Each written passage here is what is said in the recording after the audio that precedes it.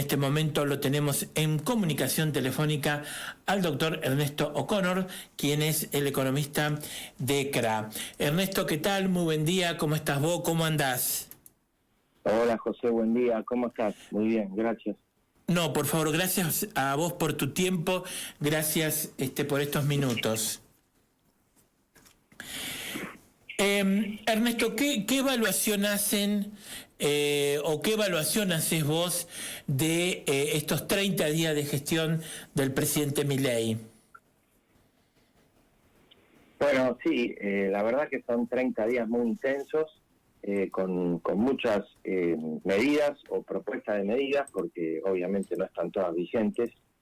Y la verdad que, bueno, el balance es que de alguna manera cumple con los anuncios de campaña en el sentido de proponer un cambio en la forma de organización económica. Bueno, si bien hay algunas cuestiones que en campaña no estaban, como por ejemplo subir derechos de exportación, etcétera, pero bueno, en líneas generales, a un mes de gestión se nota un hiperactivismo, una gran vocación de transformar las cosas. Y bueno, habrá que esperar igual de todos modos la marcha de los acontecimientos y la evolución de las principales variables económicas, ¿no? Que siempre son determinantes en cualquier gestión, en cualquier gobierno, ¿no? Bien, vamos a desglosar un poco lo que has comentado hasta ahora. Fundamentalmente para lo que es la cuestión del campo o de las actividades agrícolas ganaderas en general. ¿Cómo van hasta ahora las medidas anunciadas por el ministro Caputo o anunciadas por el gobierno en forma general para el campo? Sí, a ver, digamos los resultados o los análisis no son lineales, son distintos. Bueno, en principio hay una política de liberalización del comercio, lo cual es bueno, tanto exterior como aparentemente interno. Habrá que ver qué pasa cómo sigue esto. Después, en materia, eso es positivo, sobre todo esperemos en el sector carnes, ¿sí? En sectores que habitualmente estaban intervenidos. Después, lo que no es positivo es la suba de derecho de exportación. La situación fiscal ya se sabía que era compleja.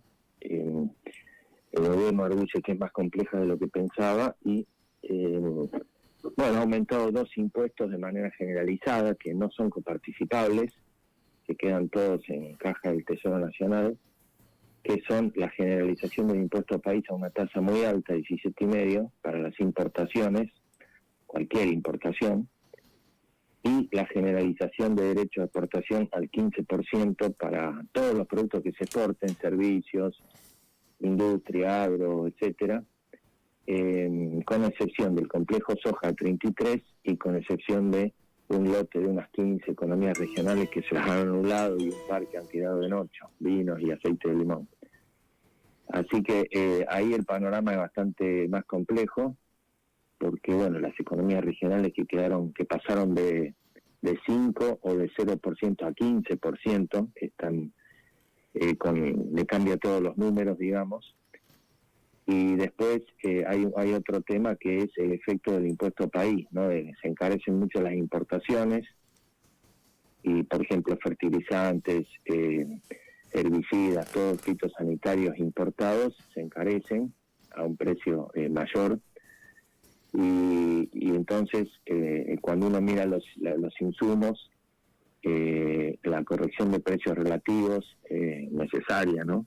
Pero realizada de manera bastante shock, por ejemplo, en los combustibles. Bueno, el costo del gasoil más el costo del fertilizante importado más algún fitosanitario, etcétera, complica también a varias producciones y, por ejemplo, los que están las producciones de granos que están bendecidas esta vez después de 3 años por la naturaleza, porque llueve mucho.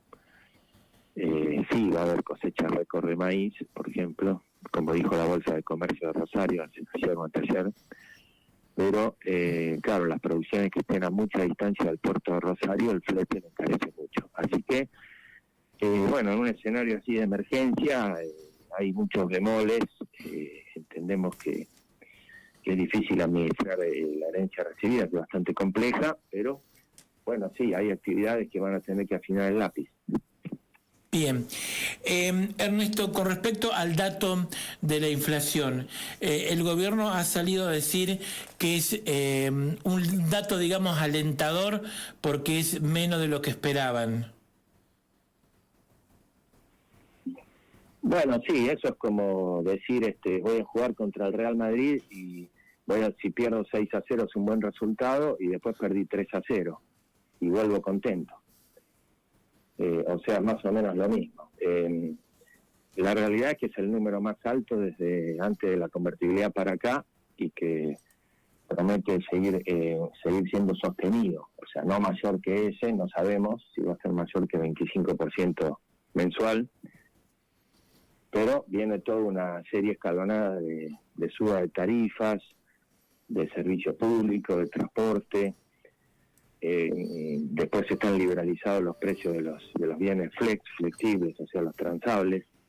Si sube ahora la soja está más baja, pero si sube el precio internacional de los granos, por ejemplo, del petróleo, los combustibles van a seguir subiendo. Suben los servicios privados, prepagas, educación y bueno, servicios para el hogar. Así que no es para festejar un 25%.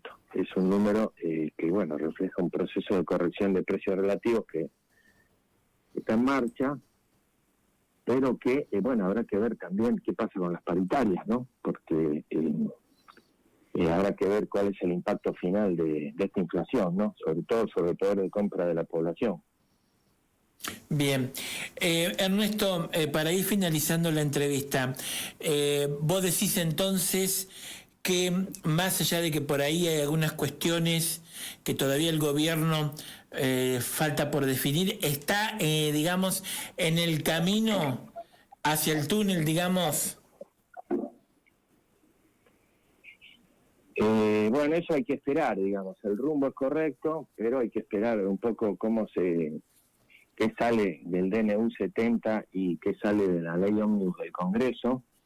Son más de 1000 artículos, algunos son de necesidad, otros son de urgencia, otros no son ni de necesidad ni de urgencia.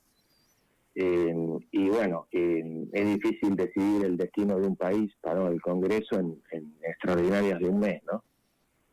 Así que habrá que ver un poco qué sale de todo ese cóctel, qué sale del aumento de impuestos, porque lo tiene que aprobar el Congreso, qué sale de las rebajas de gasto público, porque más allá de recortes de gasto simbólicos que en el agregado del gasto total no tienen ningún peso, como ser el corte de celulares, el corte de flota de autos, etcétera, más peso tiene la licuación de las jubilaciones y los planes sociales, donde de momento no hay pautas de aumento de eso, que es el 55% del gasto público. Así que habrá que ver cómo sigue el ajuste fiscal y sobre todo en qué medida es creíble, ¿no? Si el ajuste fiscal es creíble y bueno, qué impacto tiene en la sociedad también, ¿no? Así que bueno, habrá que ver, hay que esperar todavía, digamos, yo diría que hay que esperar un trimestre para hacer una evaluación más razonable, esperar a principios de marzo, por ahí, para tener ya un balance un poco más claro de cómo va la cosa, ¿no? El rumbo está bien y en el camino, bueno, hay idas y vueltas, hay dificultades, como en cualquier travesía, y bueno, habrá que esperar, es todavía muy prematuro, y bueno, ese es un poco el escenario. ¿Marzo? ¿Hay que esperar a marzo o esperar a abril? Bueno, sí, yo creo que, supongamos un ejemplo, el 10 de marzo se cumplen 3 meses de gestión, ya va a haber muchos indicadores económicos, el 16 y 17 de marzo está publicada la inflación de febrero, con lo cual vamos a tener 3 meses de inflación de la nueva gestión. Vamos a saber qué pasó con las paritarias, sobre todo las docentes que son en febrero, en qué medida va a haber recomposición de salarios o en qué medida va a haber licuación de salarios, y eso nos va a dar una pauta de la profundidad de la recesión. Si no hay paritarias, si hay paritarias que sigan la inflación no va a bajar.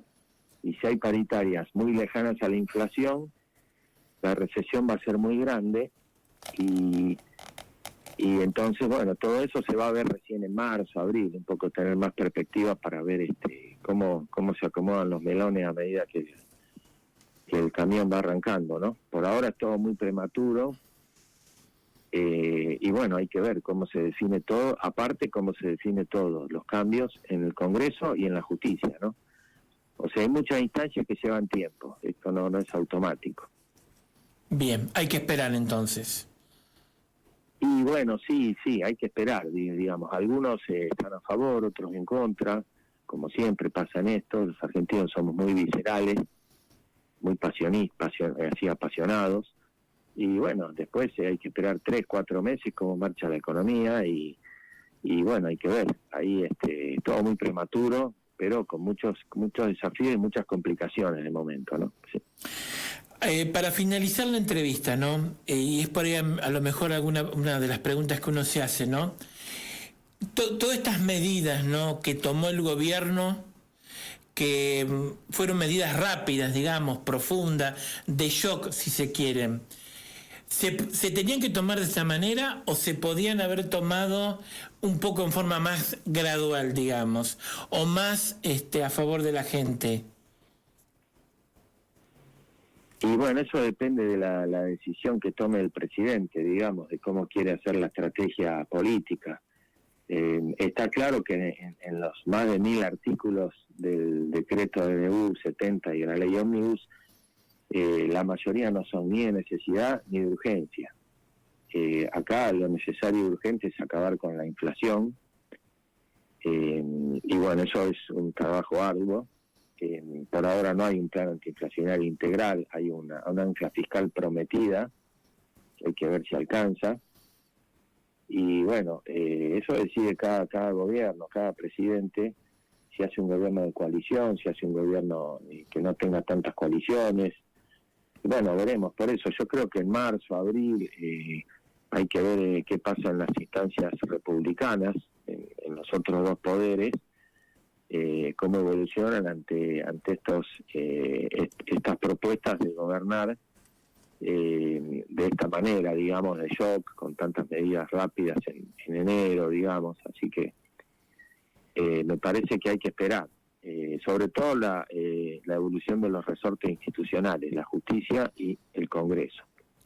¿Tenés alguna posición tomada con respecto a esto que ha anunciado el gobierno del acuerdo con el fondo y el desembolso del fondo de más dinero para pagar deudas? Sí, ahí no hubo muchas novedades. Lo que hace el fondo es desembolsar plata para que el Estado se la repague de acá a vencimientos de abril, con la sospecha o la certeza de que en abril, a partir de abril, ingresan fuertes los dólares de la cosecha gruesa y el Banco Central va a normalizar un poco su flujo de generación de reservas.